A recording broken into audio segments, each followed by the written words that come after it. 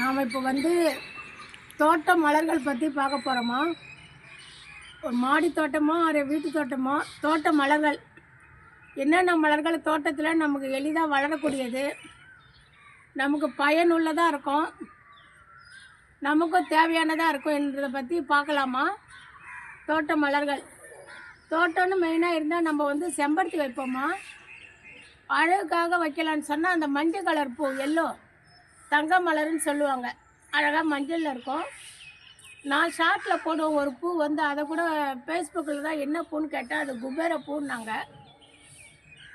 ஆனால் அந்த கொஞ்சம் ஹைட்டாக இருக்குமா, காம்பவுண்டை தாண்டி வரும். நம்ம வீட்டு வாசலில் அழகாக தங்க மலர் வைக்கலாம், செம்பருத்தி மலர் வைக்கலாம். அப்புறம் ஒத்த சங்கு இல்லைன்னா அடுக்கு சங்குமா, வாசலுக்கு 2 பக்கம் அடுக்கு சங்கு, ஒரு பக்கம் பர்பிள் வைக்கலாம், ஒரு பக்கம் வெள்ளை அடுக்கு சங்கு ஒரு பக்கம், பர்பிள் சங்கு அடுக்கு பக்கம் ஒரு பக்கம் வச்சு மேலே ஒரு கம்பி மாதிரி கட்டி விட்டோம்னா வீட்டு வாசல் முன்னால் ஒரு ஆர்ச்சி மாதிரி வரும். பூஜைக்கும் பயனுள்ளதாக இருக்கும். செம்பருத்தி வைக்கலாமா. செம்பருத்தியில் வந்து பலவிதம் இருக்குது. சிகப்பு செம்பருத்தி, ரோஸ், லைட் பிங்க்கு செம்பருத்தி, ஒயிட்டு, சாண்டல் டார்க் பிங்க்கில் எல்லோ டார்க் பிங்க் இருக்குது. ஹைப்ரிட் செம்பருத்தி நிறைய கலர்ஸ் இருக்குமா.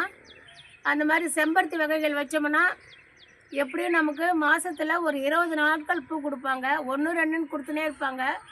பூஜைக்கு இப்போ வாசலும் பார்க்க அழகாக இருக்கும். நம்ம வைக்கும்போதே வந்து கலர் சூஸ் பண்ணி வைக்கணுமா.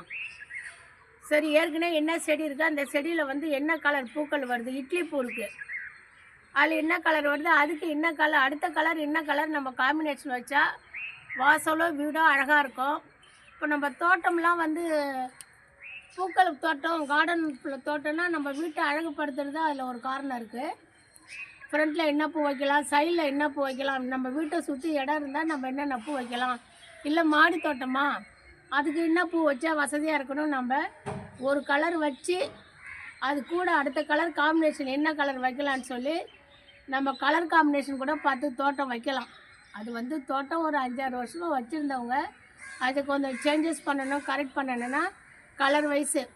இல்லையா செம்பருத்தி பூக்கள் ஒரு லைனு, இல்லையா முல்லை, ராமர் பாதம், குண்டு மல்லி, அடுக்கு மல்லி, இருவாச்சி மல்லி, மல்லிகைப்பூ குடும்பம், அதை ஒரு 2 வருஷம் 1 வருஷம் வச்சிடலாம். நான் வச்சுருக்கேன் பாருங்கள், எனக்கு பின்னால் இருக்குது. இது எல்லாமே மல்லிகைப்பூ குடும்பம். இதில் ஒரு செடி வந்து காக்கட்டா இருக்குது, பக்கத்துலேயே ஜாதி மல்லி இருக்குது. ஜாதி மல்லியிலேருந்து அப்படியே நீட்டுக்கு நமக்கு குண்டு மல்லி தான், குண்டு மல்லி, ராமர் பாதம் எல்லாமே இருக்குது.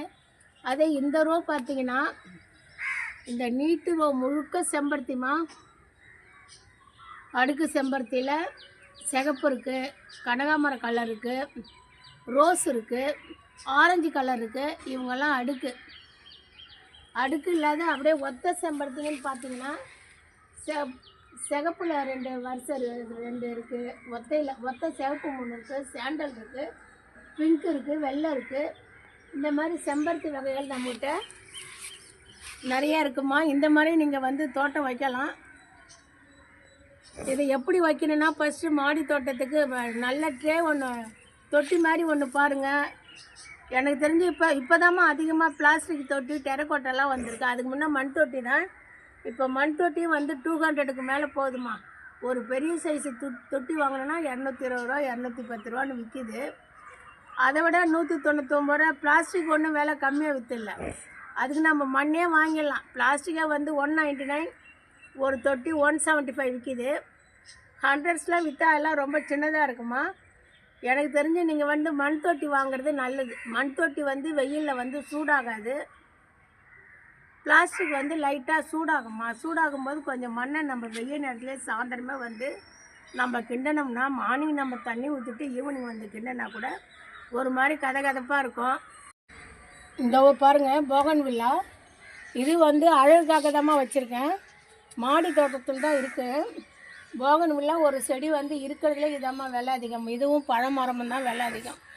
பழமரம் செடின்னு வாங்கினீங்கன்னா அது 200 ரூபா 250 ரூபா போகும். அதே மாதிரிமா இந்த போகன்வில்லா, இது என்ன கலர் பாருங்கள், சாண்டல் வித்து பிங்க்கு. இது வந்து இலை கிரீனில் பூத்துதாம்மா கலர் மாறும். ஃபஸ்ட்டு செடியிலேருந்து வரும்போது இலை கிரீன் வரும். இதோ பாருங்கள் க்ரீன் வந்துருக்கு பாருங்கள், இலை க்ரீனில் இருக்குங்களா, இந்த மாதிரி இலை க்ரீன் வந்து தான் இந்த மாதிரி பிங்க்கு, இந்த மாதிரி சாண்டல், மில்க் ஒயிட்டு இந்த மாதிரி மாறுதுமா. இது அழகுக்காக தான் வச்சுருக்கேன். அப்படியே இங்கே பாருங்கள், இது வந்து ஆரஞ்சு போகன்வில்லா, அப்படியே தக்காளி ரெட்டில் மாற்றி அப்படியே ஆப்பிள் ரெட்டில் 3 நேரத்தில் இவங்களும் வந்துடுவாங்க. அதுக்கப்புறம் இங்கே பாருங்கள் அரளி செடி, இதை வாசலில் வைக்கலாம் வச்சுருக்கேம்மா.